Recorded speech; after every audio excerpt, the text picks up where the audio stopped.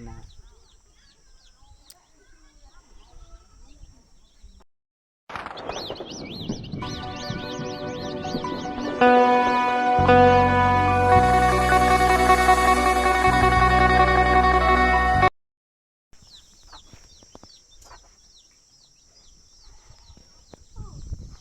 ในหมู่บ้านพี่น้องบ้านนาบ้านสตางค์พี่น้องเป็นบ้านสตางค์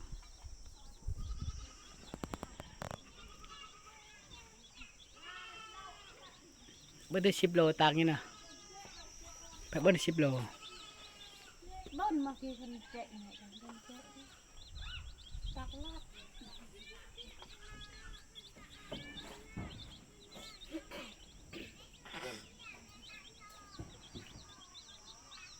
การเชื่อตาการไม่ไป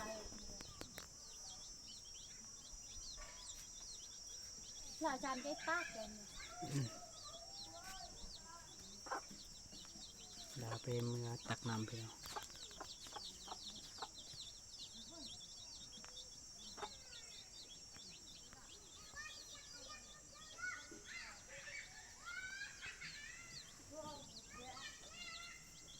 มาเพื่อนลาวพี่น้อง